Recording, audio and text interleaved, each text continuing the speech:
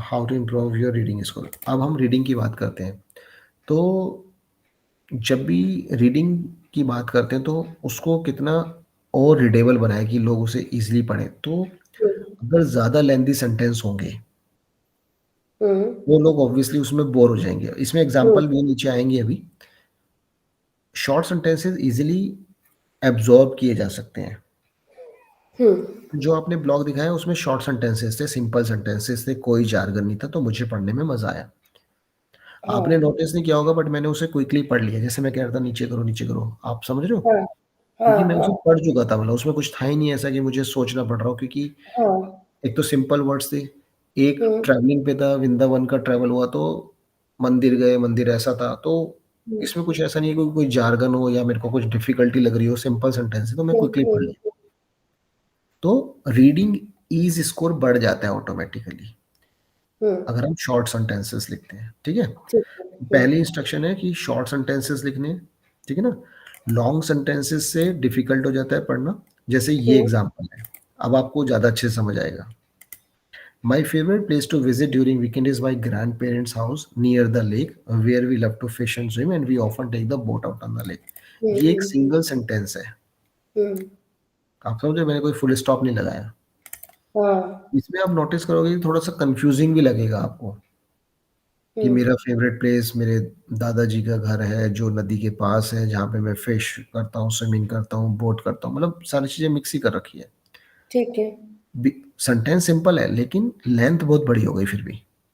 तो इसको ब्रेन को प्रोसेस करने में इसमें टाइम लगता है, जैसे जो पढ़ रहा होता है।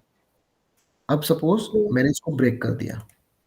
माई favourite place to visit during visit my grandfather house, full stop, it is near the lake where we love to fish and swim, we also often take the boat out of the lake. तो मैंने एक ही sentence को तीन छोटे छोटे parts में कर दिया, तो मेरे रीडर को पढ़ने में मजा आ रहा है और थोड़ा उसे आसान लग रहा है। तो उसको वो इजीली, उसका ब्रेन उसे इजीली प्रोसेस कर पा रहा है।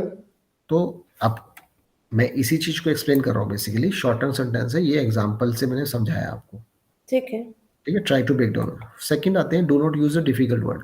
सिंपल है, डिफिकल्ट वर्ड नहीं लिखने हैं, छोटे वर्ड लिखने हैं। ठीक है, फॉर एग्जांपल थोड़ा सा मैं फास्ट बताऊंगा क्योंकि आई थिंक ये हमने कल भी डिस्कस कर लिया था। For example, try words like small instead of minuscule, about instead of approximately, use instead of utilizing. मतलब जितना सिंपल वर्ड यूज पॉसिबल हो उतना आपको लिखना है। आपको शो ऑफ नहीं करना है अपनी वोकैबुलरी को लेके। ठीक है। आपके रीडर को सिंपल वर्ड चाहिए, उसको आपकी इंग्लिश की कमांड या वो नहीं देखनी है। इनफैक्ट आई वुड से कि इंग्लिश की कमांड भी उसी की अच्छी है जो इंग्लिश को सिंपल बना सके। तो आपको शो ऑफ नहीं करना है कि मुझे तो ये वर्ड पता है, तो सिंपल लिखो, जैसे स्मॉल लिखो, ये सब मत लिखो, नहीं समझ आएगा उसे। If you want to reach a broad audience, you should also try to avoid using jargon or insider vocabulary. If you are a medical expert, you are probably familiar with the terms like analgesic. जैसे आप doctor हो तो आपको analgesic पता है कि भाई pain relief करने के लिए होता है, इंट्रावेनस वेन्स के अंदर। ये तो मुझे भी नहीं पता, ओफोरेक्टोमी। ठीक है ना, लेकिन लोगों को ये नहीं पता है तो लोगों को आपको बताना पड़ेगा। एनाल्जेसिक मतलब पेन रिलीवर, है ना, इस तरीके से। हाँ, if you're using the word analgesic, so you can mention a bracket pain reliever, or you can simply mention कि this medicine will help you in relieve your pain.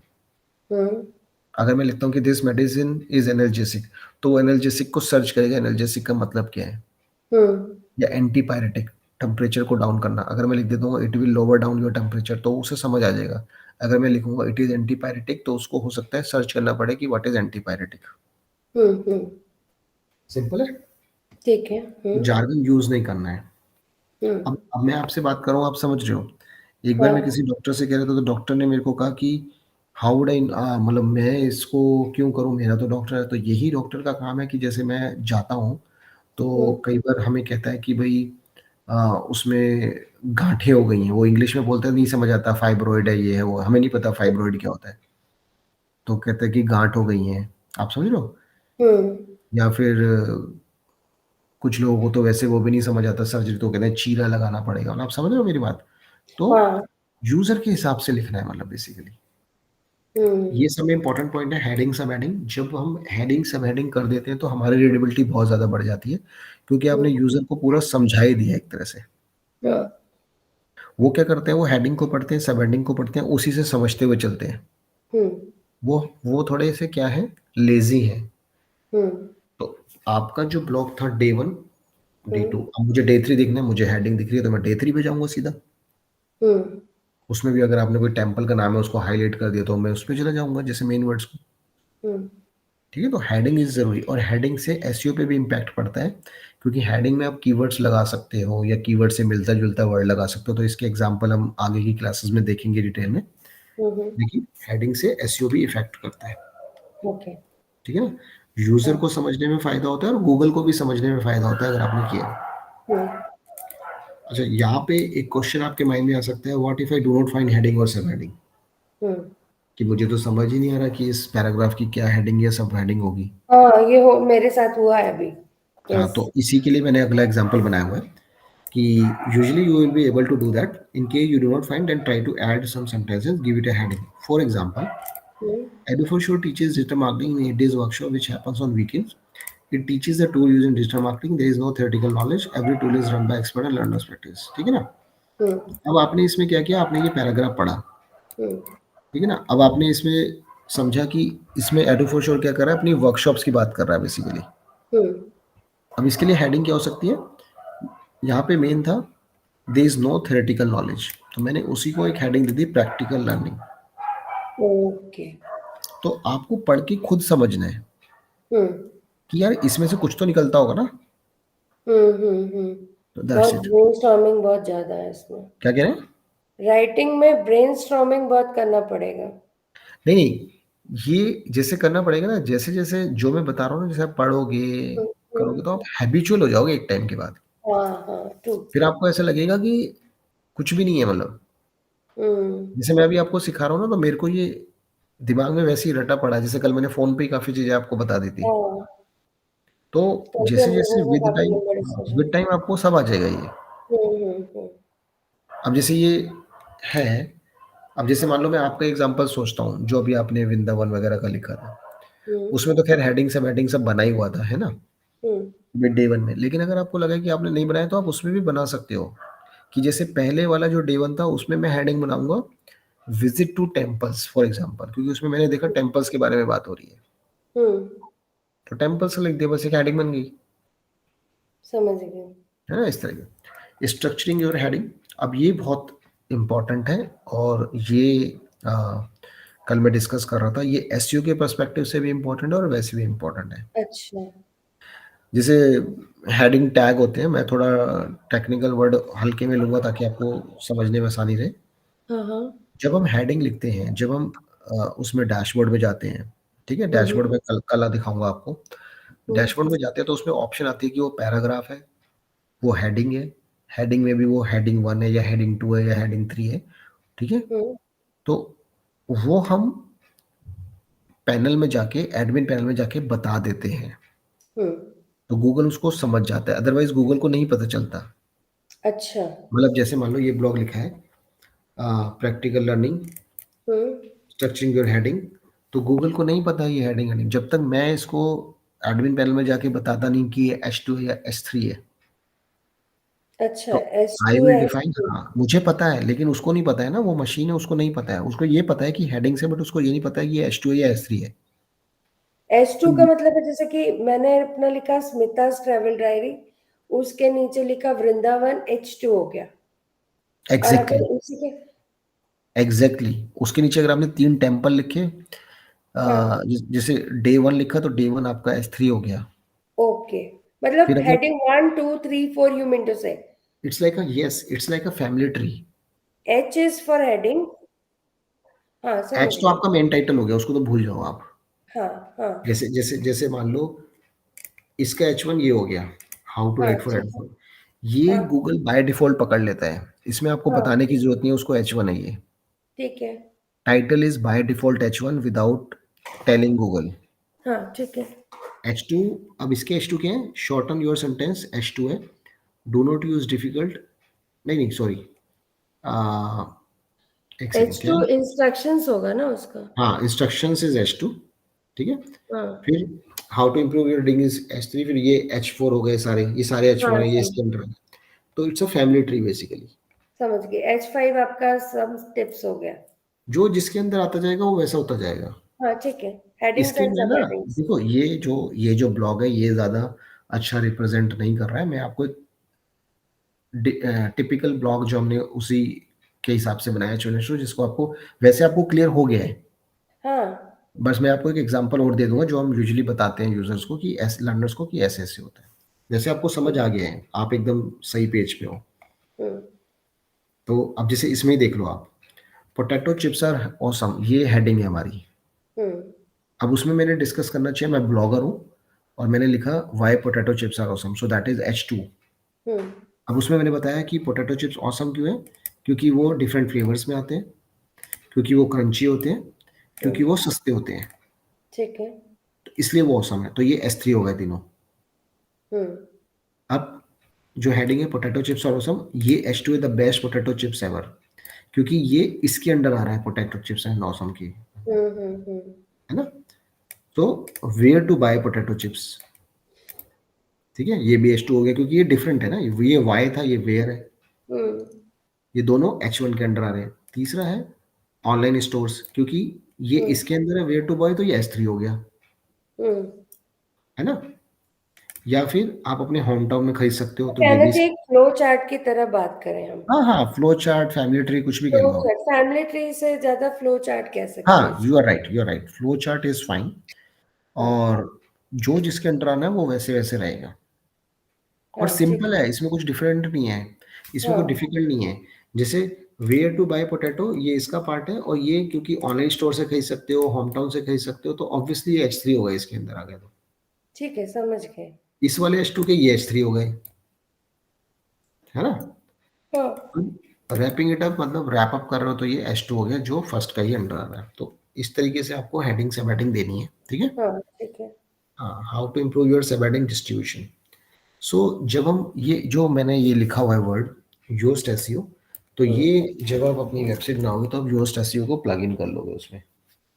Yoast SEO एक SEO का नाम है, is it, या कोई SEO tool, company? SEO tool का नाम है मैम, एसईओ टूल का नाम है। एसईओ टूल का नाम है, ओके। हम्म।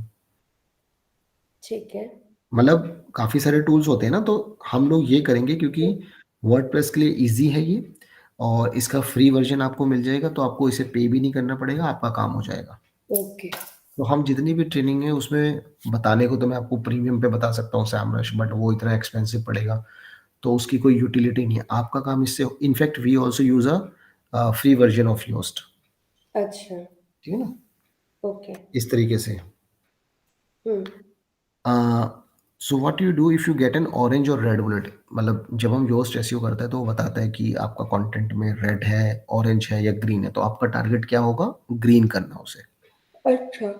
तो योस्ट एसईओ प्लगइन आपको बता देगा कि आपके उसमें क्या प्रॉब्लम है सब हेडिंग डिस्ट्रीब्यूशन में, फिर आप उसमें काम करना शुरू करोगे तो वो उसे ऑरेंज कर देगा, इसका मतलब ओके है, ग्रीन कर देगा मतलब गुड है। ओके। तो हमारा टारगेट क्या होगा, रेड से ग्रीन तक जाना, ग्रीन तक जाना। ठीक है ना। तो सब में पहला तो ये है कि सब में पहले आपको भूलना नहीं है कि आपको सब हेडिंग भी बनानी है जहां जहां पॉसिबल हो। हम्म। फिर आपको मतलब टेक्स्ट में, ये मैं एग्जांपल से बताऊंगा तो ज़्यादा क्लियर होगा आपको, इसको छोड़ देते हैं, वैसे आपको समझ आ गया हेडिंग सब हेडिंग बनानी है बेसिकली, हम्म। ठीक है ना। I will give you, I will show you a blog and I will show you the heading sub heading कैसे बनाइए, और जब मैं इसे योस्ट में डालूंगा तो एकदम ग्रीन हो जाएगा वो। हम्म। हाँ, द ओनली पॉइंट इज कि आपको हेडिंग सब हेडिंग बनानी होती है, जो अभी हमने थर्ड पॉइंट में डिस्कस किया। ठीक है। ये इंटरेस्टिंग है, फिलर्स। हाँ ये अब मुझे। इससे आप, हाँ, कंटेंट को एंगेजिंग बना सकते हो। हाँ। जैसे ये सब फिलर्स के एग्जांपल्स हैं, any idea, isn't it, let's do it, but why again, तो ये मैं आपको एग्जांपल से बताता हूँ। हम्म। इसको हम पढ़ते हैं फटाफट से, बहुत इंटरेस्टिंग है ये, यहाँ तक पढ़ेंगे हम। ठीक है। आप पढ़ो इसको, पैराग्राफ को। Just moment. I know trust is very important in a relationship, but what is more important is stability. After a time, trust comes after stability. I hmm. looked at him and he agreed. He somehow was still confused.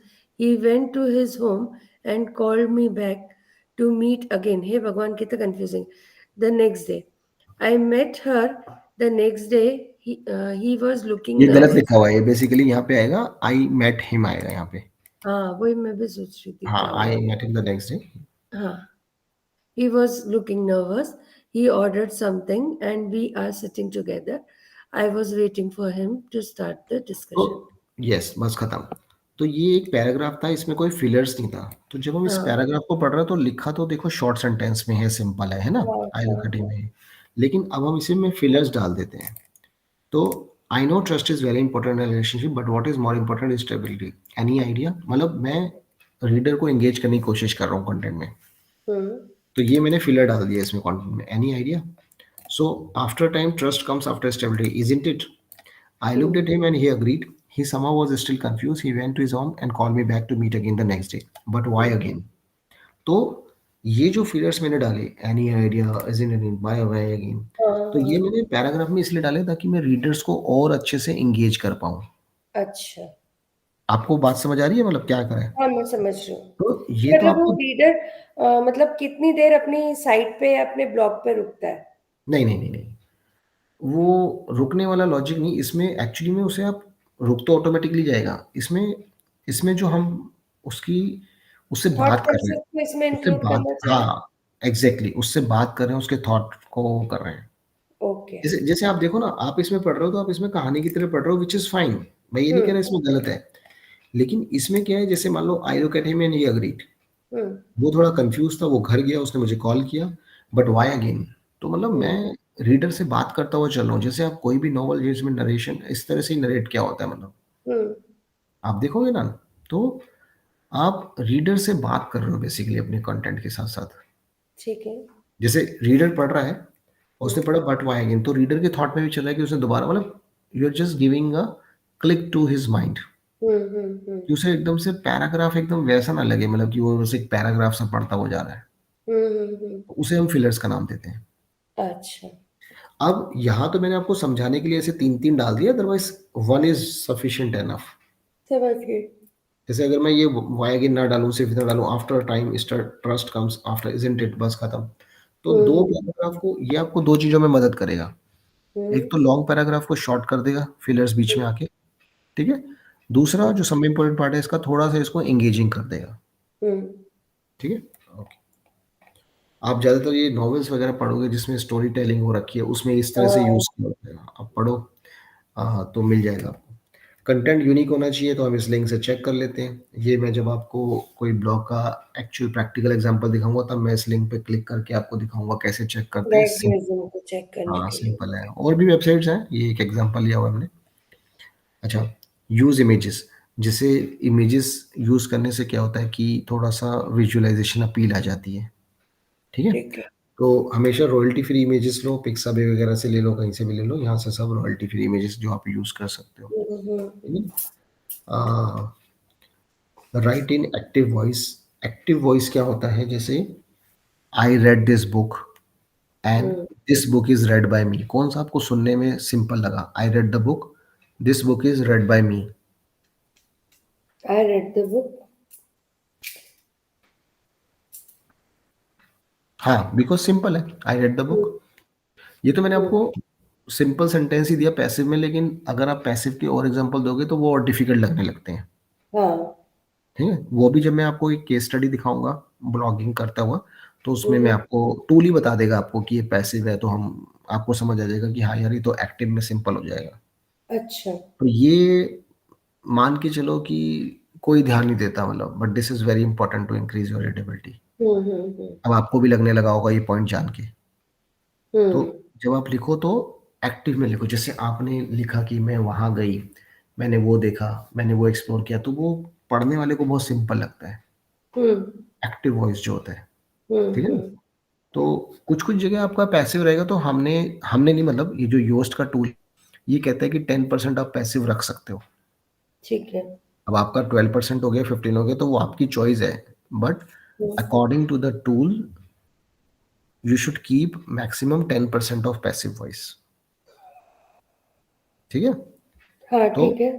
तो tool आपको बताता भी है कि कौन सा passive है, तो आप उसको थोड़ा सा एडिट करके एक्टिव भी कर सकते हो, ठीक है ना। तो ऐसे नहीं है कि आपको, आपने 1000 वर्ड का ब्लॉग लिख लिया फिर आप ढूंढने बैठे हो पैसिव कौन सा, टूल आपको बताएगा कौन से पैसिव है, बस आपको एडिट करना है खुद से जाके।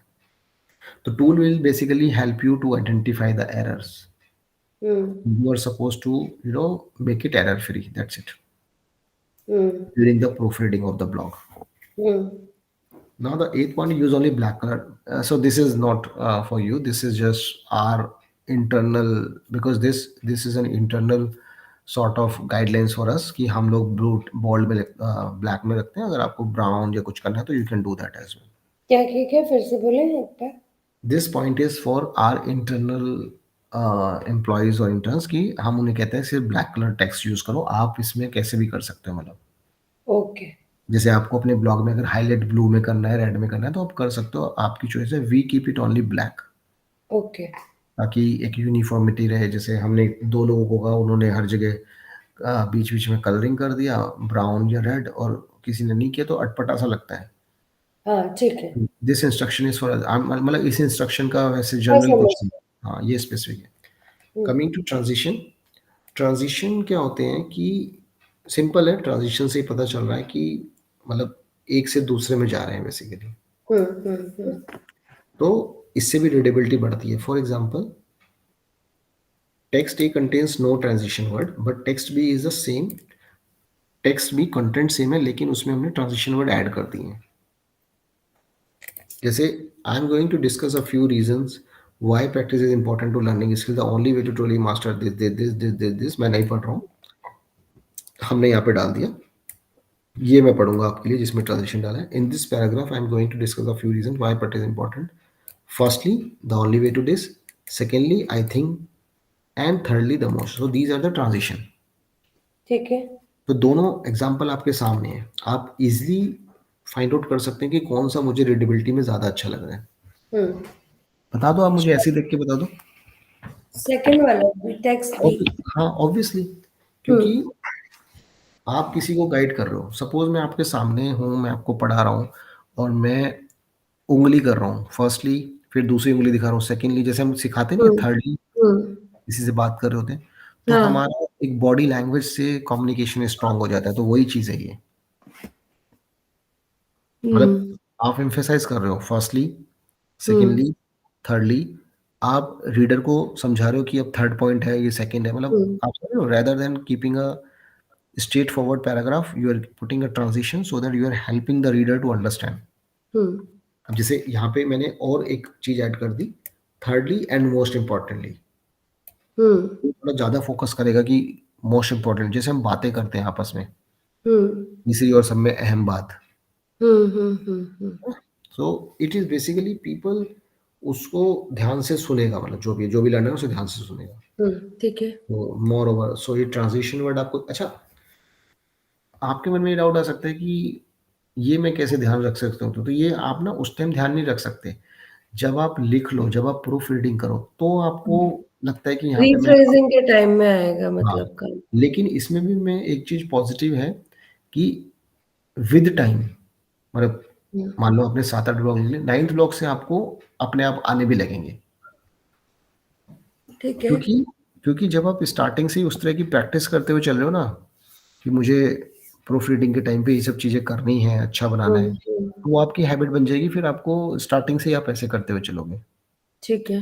वो जब आप फर्स्ट टाइम कर रहे हो तो आपको नहीं पता है, तो आपने लिख दिया, फिर उसमें हम्म प्रूफ रीड किया, लेकिन जब आपको पता चल गया कि यार मुझे बाद में ये सब चीज़ें देखनी होती है, तो वो ऑटोमेटिकली आपके माइंड में आपकी राइटिंग स्टाइल में आने लगेगा। हम्म क्योंकि अल्टीमेटली कंटेंट तो आपने ही एडिट किया है ना, तो वो आपका ही कंटेंट, तो आप ही सीख गए हो ट्रांजिशन वर्ड यूज़ करना बेसिकली, या फिलर ओके। यूज़ करना, ट्रांजिशन, तो विद टाइम सब चीज़ें आ जाएँगी इसमें। हम्म ठीक है। So so taxi is not a terrible paragraph, हाँ। लेकिन डिफरेंसेस बहुत क्लियर हैं। Hmm you can see the text भी इज़ मोर क्लियर, आर्गुमेंट्स को सेपरेट कर रहा है तरीके से, है ना कि, तो जैसे हम लोग बच्चों को बोलते हैं कि write your answers always in points, examiner doesn't have time to read the whole paragraph together. Yes yes yes वही यस, वाली कहानी है ना यहाँ पे। हम्म यही है यही है। हम्म अच्छा, गाइडलाइंस है थोड़ी सी कि स्पेसिफिक रहो, थोड़े एग्जांपल मेंशन करो, ठीक है ना? जहाँ जहाँ आपको लगता है आप ह्यूमर क्रिएट कर सकते हो, सरकास्म कर सकते हो, तो ये सब एक्सपीरियंस से आता है। ये पॉइंटर्स क्या होता है? पॉइंटर्स कहाँ पे? ये ये आपने ये जो इसी के point one just point two ऊपर? लिखा है ये? नहीं नहीं, इसके ऊपर लिखा है ना। नहीं, ये वही तो हो गया, एनी वही हो पॉइंट। गया ना, हेडिंग सब हेडिंग वही पॉइंटर्स हैं ओके। भाई। ये पॉइंटर है, ये पॉइंट है, ये पॉइंट है, इसी को कह रहा है वो। ओके। हाँ, मतलब 1 2 3 4 वही हेडिंग को ही कह रहा है वो पॉइंटर्स। ओके। मतलब जैसे क्या होता है कि एक आपने हेडिंग डाली है बट आपने पॉइंट नहीं लिखा, एक आप पॉइंट के हिसाब से भर रहे हो 1 2 3, हम्म। तो वो ब्लॉक के हिसाब से जाएगा। अगर मैं आपको बता रहा हूँ 5 reasons to start your own business, तो पॉइंट 1 पॉइंट 2 आप लिख सकते हो। ठीक है। एक हो सकता है आपने नॉर्मल ब्लॉग लिखा है, उसमें आपने हेडिंग क्रिएट करी है जिसमें पॉइंट नहीं बना सकते आप, ठीक है। तो वो एक जनरल इंस्ट्रक्शन दिए कि पॉइंटर्स डालो, हेडिंग डालो, सब हेडिंग डालो, जो भी है, हम्म। लाइक पॉइंट 1 पॉइंट 2 पॉइंट ऐसा, ठीक है ठीक ना? है, समझ गया। क्रिएट सरकार। ह्यूमर और सरकार। ठीक है। ये ठीक है। तो बहुत एक्सपीरियंस के साथ ही है। सो अभी हम लोग ये वाला एग्जांपल देखते हैं। इसमें हम हम्म। 3 चीजें देखेंगे इस केस एग्जांपल में। हम्म। इस ब्लॉक के केस में हम 3 चीजें देखेंगे, सब हेडिंग्स देखेंगे, कन्वर्सेशनल देखेंगे, अच्छा, टेबल्स बड़ा इंटरेस्टिंग चीज है जो मैंने अच्छा। आपको बताया नहीं। जैसे कहीं पे भी आपको मौका मिले जहाँ पे आपको कंपैरिजन करना है या कुछ, तो आप उसे टेबल फॉर्म में डालना। अच्छा। जैसे इसका सिंपल सा लॉजिक ये है कि जैसे मैं ट्राई करता हूँ, आई एम नॉट श्योर कि मैं आपको शो करूँगा, जैसे cut off of 80, for example डाला मैंने, हम्म। ये आ गया, जेई में पहला लिंक आ गया है ना। हम्म। मैंने इसे ओपन, मैंने रैंडमली किया है, आई एम नॉट श्योर कि वो दिखेगा नहीं दिखेगा जो मैं दिखाना चाहता हूँ। ये देखो, हाँ ये देखो आ गया, जैसे देखो टेबल आ गई, ये टेबल नहीं है वो टेबल। हाँ। ये बंद कर देता हूँ मैं, ये जो पॉपअप खोल रहे हैं इनके। हाँ, ये पॉपअप्स बहुत सारे आते हैं। तो इनको भाई कुछ आइडिया नहीं है क्या बंद करने का? चलो, जहाँ देखो जैसे वहाँ चला। हाँ, जैसे मैंने डाला कट ऑफ वगैरह, ये देखो टेबल आ गया। तो ये ठीक जो है। कंपनी है करियर 360, ये तो पहले ही मतलब काफ़ी ज़्यादा, मतलब कह सकते हो आपकी रैंक करती है, मतलब इनके सारे आर्टिकल्स। लेकिन मैं आपको ये दिखाना चाहता था कि देखो जैसे इन्होंने ये टेबल फॉर्म में डाला हुआ है, हम्म। तो टेबल फॉर्म में क्या लॉजिक है कि, तो ये तो मैंने रैंडमली डाला, तुक्के से आ गया, वो वाली बात नहीं है। लेकिन जो मैं आपको बात बताने वाला हूँ, आप अग्री कर सकते हो नहीं भी। जैसे कि टेबल से क्या होता है, गूगल का ऑब्जेक्टिव है कि मैं अपने यूजर को बेस्ट इन्फॉर्मेशन दूं और बहुत अच्छे से वो प्रेजेंटेबल भी हो। तो जब आप कोई हाँ। चीज़ टेबल में देते हो तो यूजर को अच्छी लगेगी नहीं लगेगी? हाँ, बिल्कुल। लगे। बस वही है। अब जैसे इस एग्जांपल में आपको ज़्यादा अच्छे से समझ आएगा, वो करियर 360 में तो ऑब्वियसली वो टेबल में ही दिखाएगा कट ऑफ, लेकिन यहाँ पे आप देखो, जैसे ये ब्लॉग दिखा मैंने, हम्म। देखो हार्ड वर्सेस सॉफ्ट स्किल्स, हम्म। ये आपको टेबल में दिख रहा है। ठीक है। अब मुझे अब बताओ, आपकी आपको इसकी विजुअल अपील अच्छी लग रही है, या फिर ये ऐसे होता कि हार्ड स्किल्स का एक पैराग्राफ लिख देता, मैं नीचे सॉफ्ट स्किल्स का एक पैराग्राफ लिख नहीं, देता, ठीक है। हाँ, अंडरस्टूड। है ना? मतलब जो मैं बोल रही हूँ कि जो हम बच्चों को प्रीसी राइटिंग और इसमें सिखाते हैं, बेसिकली वही वही है, है ब्लॉग में। वही है, और वही है, बस ये वही है। कि उसको कैसे स्मार्टली आप प्ले कर सकते हो अपने आइडिया को। एग्जैक्टली। यही है ना? तो हाँ, बिल्कुल यही है, एकदम सही बोला आपने। जैसे कि हाँ। आप खुद देखो ना, मैंने आपको हाँ। इसीलिए कहा कि आप देखो, ये इसे इमेजिन करो कि ये ऐसे लिखा होता कि हार्ड स्किल्स की हेडिंग होती, हम्म। और लिखा होता they are specific to this, they can be taught, मतलब एक पैराग्राफ होता, हम्म। फिर उसके नीचे सॉफ्ट स्किल्स का पैराग्राफ होता। एक होता है कि आपने दोनों को ऐसा डिफरेंशिएट करके टेबल फॉर्म में दिखा दिया, हम्म। तो ऑब्वियसली दिस लुक्स मोर अपी, मतलब ये ज़्यादा आपको अपील करेगा, मतलब हाँ। हाँ। बस सिंपल है। ये तो बहुत फास्ट भी है ना कि मतलब मेरे को सारे पॉइंट्स मिल गए एक साथ।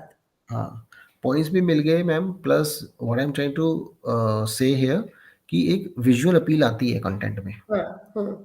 वो ऑटोमेटिकली दिखती है, मतलब हम्म। आप पॉइंट्स तो देखो उसमें भी सारे मिल जाएंगे, पैराग्राफ में होंगे, यहाँ पे आप उसे कंपेयर कर पा रहे हो, हम्म। प्लस में क्विकली समझ पा रहे हो, मतलब हम्म। जैसे hard skills common, soft skills are uncommon. Hmm. हो सकता है पैराग्राफ में होता तो आप उसे ऊपर नीचे करके देखते या आपको, आप समझ रहे हो? सो ये आपको इजी टू रीड है, इजी टू अंडरस्टैंड है when it is comparable in a form of tables. तो गूगल उसको वैल्यू देता है। जो मैं बोल रहा हूँ, अगर आपको टाइम लगे तो आप सर्च भी करोगे कि डज गूगल वैल्यू, तो आपको कहीं ना कोई ब्लॉगर मिल जाएगा जो कहेगा कि हाँ गूगल वैल्यू। तो ये हमने भी उनकी रिसर्च के हिसाब से ही बनाया, ये नहीं कि अपने माइंड से बना लिया, ओके। है ना। This is also the experience of the other bloggers as well. और लॉजिक के साथ मैं आपको बता रहा हूँ कि जैसे आपको कैसा दिख रहा है, तो आपने कहा हाँ ये मुझे ठीक दिख रहा है। तो टेबल्स हो गया, कन्वर्सेशन, सब हेडिंग। अच्छा, सब हेडिंग यू ऑलरेडी नो। तो जैसे ये यहीं से मैं समझा दूंगा, इतना लंबा, ये तो 9000 वर्ड का ब्लॉग है, तो यहीं से समझा दूंगा आपको। सो क्विकली जंप है, what is skill set, hard versus soft, how to become a corporate softie. तो ये जो है इसके नीचे पॉइंट है कम्युनिकेशन, और ये कम्युनिकेशन के सब हेडिंग है। ठीक है, समझ गई। कम्युनिकेशन में क्लैरिटी, कॉन्फिडेंस, रिस्पेक्ट, एम्पैथी, ये भी। हम्म। फिर टीम वर्क में ये आ गए, फिर एडेप्टेबिलिटी में आ गए, फिर प्रॉब्लम हम्म, सॉल्विंग में आ गए, लेटरल थिंकिंग। सो सब हेडिंग हेडिंग बहुत जरूरी है आपके कंटेंट के लिए, ठीक है। ठीक है ना। अगर सब हेडिंग नहीं होगी तो यूजर को समझ ही नहीं आएगा कितना कंटेंट लिखा है, क्या लिखा है। यहाँ पे उसे पता है, अच्छा क्रिएटिविटी में एक्सपेरिमेंटिंग, इनसाइट्स, माइंड मैपिंग, तो ऐसे वो क्लिक करेगा तो जाके देख सकता है, समझ सकता है क्या कह रहा है वो, ठीक है ना। हम्म। तो now coming back to this point, conversational. Conversational is nothing but you are having a conversation. तो जैसे यहाँ पे ये एक लाइन मैंने रैंडमली पकड़ रहा हूँ, have not there been numerous instances when you were in the worst of your moods and suddenly your cousin Chotu or the next door toddler walk in and ask you for chocolate and you end up giving him 10? तो अगर आप पढ़ोगे ना wow God for that, तो आपको ये थोड़ा सा ऐसा लगेगा कि इसने कन्वर्सेशन टोन में लिखा हुआ है, मतलब he is hmm, talking, the blogger is talking to the समझ रीडर्स। गई। बस ये है, और कुछ नहीं है। हम्म। ज़्यादा डिटेल में नहीं जाएंगे, ऑलरेडी हम डिस्कस कर चुके हैं पॉइंट्स ऊपर। तो how to use tables wherever possible. अच्छा, ये जैसे ये है सॉफ्ट स्किल्स लिस्ट है इसमें, और इसमें भी ये आपको कहीं ना कहीं ये टेबल है, जैसे कम्युनिकेशन स्किल्स। अब इसमें ये हमने क्यों एग्जांपल लिया है, यहाँ पे लिखा है कि इसे पढ़ो आप, use tables wherever possible. तो हाँ। वहां पे हमें लगा हम कम्युनिकेशन स्किल्स में ऐसे पॉइंट लिख सकते थे, हम इसे टेबल में, तो हमने ऐसे टेबल में दे दिया बेसिकली। वो ये कह रहा है। तो समझ जैसे आप गई। कह रहे हो कि भाई वृंदावन में मेरे को डे वन में, सो आप आखिर में लिख रहे हो, so in a nutshell the places which I enjoyed most, उसको आप ऐसे टेबल फॉर्म में डाल दो, तो वो अलग से ठीक दे। है। This is what. हाँ। हाँ। तो जहां पॉसिबल हो आप सी, इसमें थोड़ा सा टाइम जरूर लगता है, बट ये आउटपुट अच्छा निकल के आता है, हम्म। और ये रीडेबिलिटी को बढ़ाता है, जो आपका नॉट डायरेक्टली बट इनडायरेक्टली ऐसे भी बढ़ाता है। रीडेबिलिटी बढ़ेगा तो यूजर आपके उस पर ज्यादा टाइम रहेगा तो गूगल उसे नोटिस करेगा, तो ऐसे ऑटोमेटिकली बढ़ जाएगा, ठीक है। Coming back to this, clear heading sub heading इसको दिखाने की जरूरत नहीं है, फिर भी पता नहीं कुछ ब्लॉक्स इसमें ओपन नहीं होंगे क्योंकि हम यूआरएल चेंज कर देते हैं, बट इट्स, देखो हेडिंग सब हेडिंग क्लियर है, बस वही है, ये सब डिस्कस हो गया है, so let's leave it. Exception, अच्छा, she has written with a lot of engagement points with the user asking question. अच्छा, ये जो ब्लॉग है एक्सेप्शनल करियर्स, आई थिंक इसका, हाँ, तो इसने इसमें, सो हाउ वाज इट, इसमें इसने हमें क्या पॉइंट बोला है कि she has written with a lot of engagement points with the users, like she is asking question. जैसे ये, I mean you can not be expected to play game that you don't even know about, can you.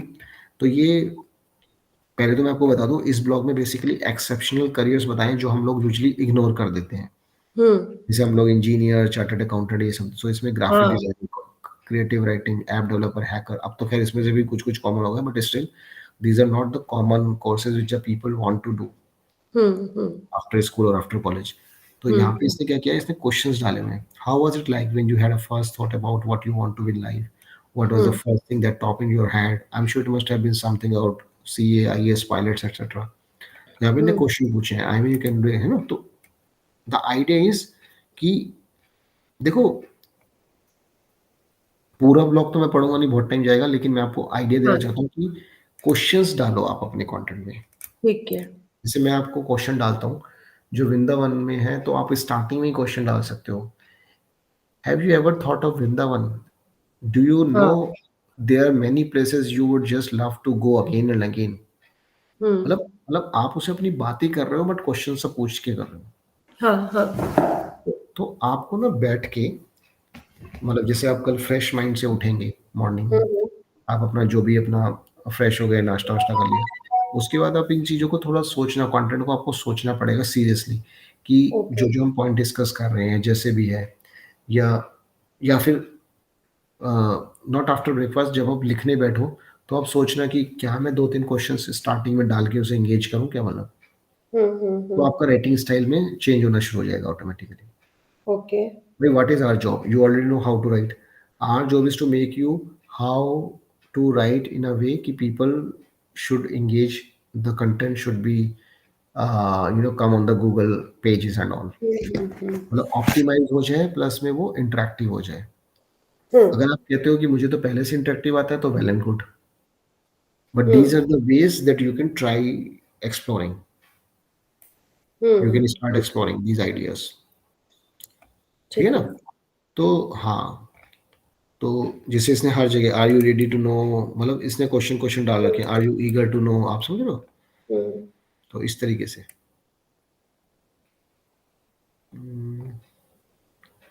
Good.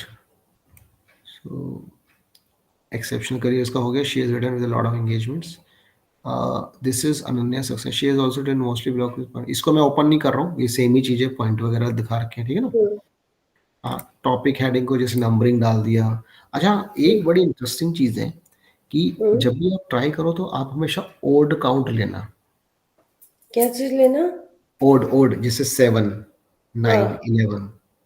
अच्छा। Odd थोड़ा ज्यादा attract करता है, जैसे 5 veg, 11 veg, 21 veg, 51 veg. अच्छा। ठीक है, आपने कई ओके। ब्लॉगर को देखा होगा कि वो वैसे लेते हैं। हम्म। और इसमें कोई साइंस नहीं है। अगर आपको हम्म। लगता है कि नहीं मुझे तो भाई ऐसा लग रहा है कि टॉप 4 वेज भी ले सकता हूँ, नहीं, मतलब आपको अगर लगता है तो, but try to take odd. ठीक है। ठीक है, अगला करते हैं। Should an MBA marry an MBA? अच्छा, इस ब्लॉग में बड़ी ही इंटरेस्टिंग चीज है, ये थोड़ा सा डिफरेंट है बाकी से, कि इसमें हम्म। ब्लॉगर ने क्या किया है, इसमें ब्लॉगर ने शुरू से ही ना क्यूरियोसिटी और पजल किया है, मतलब उसके माइंड को पजल किया है, अच्छा। कंफ्यूज किया है। ये हम्म। एक देखने वाला ब्लॉग है, इसको देख लेते हैं। ये ब्लॉग खुल नहीं रहा है, तो मेरे को एक बार डालना पड़ेगा यहाँ पे लिंक इसका। हम्म। हम लोग जैसे यूआरएल चेंज करते हैं तो चला जाता है वो इधर से। आएगा, ये आ गया, ये ये वाला है। Hmm. Should an MBA marry an MBA? ठीक है, हम्म। तो दो कन्वर्सेशन है इसमें, और कन्वर्सेशन पढ़ते हैं quickly. Partner 1, how was your day? Partner 2, it was good. How was yours? Partner 1, it was okay. Had this. Conversation 2, how was your day? It was good. It was okay. हाँ, ये थोड़ा ma'am आपको पढ़ना पड़ेगा, तभी मैं समझाऊंगा। आप पढ़ लो, कन्वर्सेशन 1 पढ़ लो पहले। हाँ, मैंने पढ़ लिया। अच्छा, पढ़ लिया? हाँ। ये वाला पढ़ लिया? नहीं, ये नहीं पढ़ पाई थी हाँ, अभी। पढ़ लो।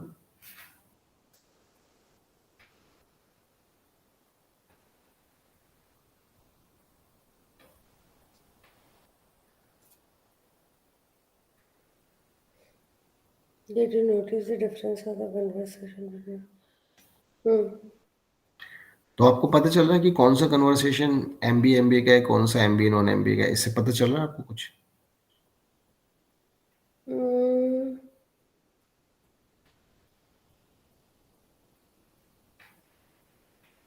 इसमें वो सिंपली अपनी एक प्रॉब्लम बता रहा है, पार्टनर 1। तो इसने कहा, I am sure it will be fine, we want to go out, let's have an ice cream and all. इसमें हम्म। इसने कहा कि I guess that is a part of the job, I am sure you will just figure out how to handle the situation tomorrow. Hmm. ठीक है, तो अब देखते हैं इसमें क्या हुआ। What should you look for in a life partner? When you look for a life partner, what are the characteristics do you expect? Similar interest होने चाहिए, maturity होनी चाहिए, respect, independence होनी चाहिए, ये सब चीजें होनी चाहिए, है ना? हम्म। Should an MBA में क्या है? Business management, communication skills, ये है some of the qualities that an MBA graduate has. Hmm. Business में communication skills, analytical skills. अब should an MBA marrying another MBA? तो इसने क्या किया है ब्लॉगर ने, जो मैं बताना चाह रहा था, इसने स्टार्टिंग में ऐसे 2 कन्वर्सेशन छोड़ के यूजर को छोड़ दिया है। अच्छा। उसने कहा कि while you try to figure it out, let us go through some other insights that might help you. ठीक अच्छा। है, फिर उसने बताया कि एक लाइफ पार्टनर में हमें ये सब चीजें देखनी चाहिए, मैच्योरिटी, सिमिलर इंटरेस्ट, रिस्पेक्ट, हम्म। इंडिपेंडेंस, और एमबी के अंदर ये चीजें पहले से होती हैं, बिजनेस, ये इसने बताया है। हम्म। ठीक है, अब इन those 2 years they try to, अब ये स्टूडेंट एमबीए दिस एमबीए के बारे में बात चल रही है। In those 2 years they try to gain experience from their colleagues who have very different life, है ना। A person without an MBA has a different kind of experience, sometime by rising through some of the ranks in the profession. ये सब हम्म। General ज्ञान दिया हुआ हम्म। है ना, इसे छोड़ देते हैं। तो यहाँ पे इसने बोला ये वाला, हम्म। it doesn't matter which background does your partner belongs to, he can hmm. still fulfill the quality you are looking for in life partner. Hmm. So इसके हिसाब से, ब्लॉगर के हिसाब से, MBA doesn't need to marry an MBA when looking for a life partner, हम्म। क्योंकि जो MBA है उसके अंदर ये चीजें हो सकती हैं, एनालिटिकल्स की कम्युनिकेशन, एक लाइफ हम्म। पार्टनर में ये चीजें होनी चाहिए। तो उसके हिसाब से ये निकल के आया कि भाई ऐसा कुछ नहीं। अब आते हैं कंक्लूजन पे।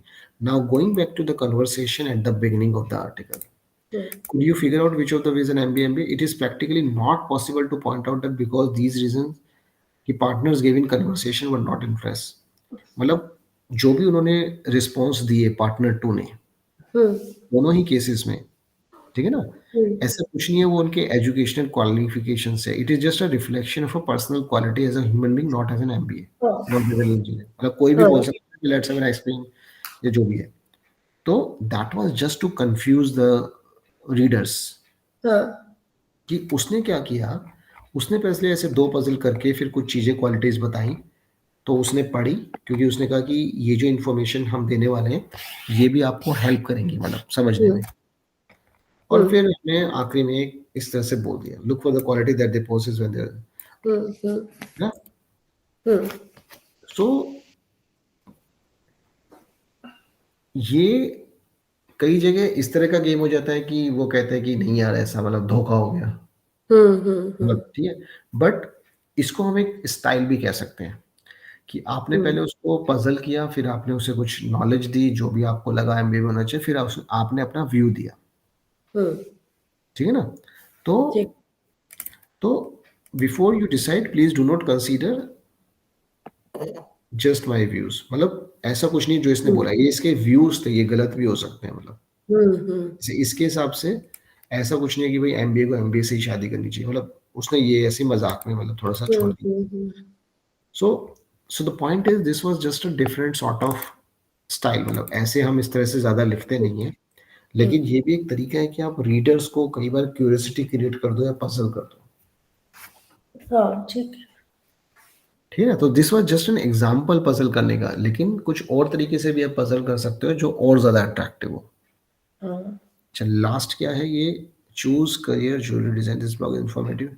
इसमें क्या है, ब्लॉग में हिंदी वगैरह यूज की गई है, ठीक है, हम्म। इंग्लिश यूज की है, तो इंफॉर्मेटिव ब्लॉग है। कि इसका भी मेरे को यहाँ से सर्च करना पड़ेगा लिंक इसका,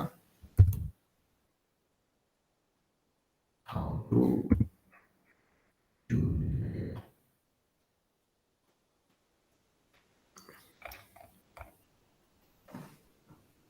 सो देखो जैसे हम डिस्कस कर रहे थे ना कि कुछ कोड डाल दिया, ये every piece of jewellery tells a story, hmm.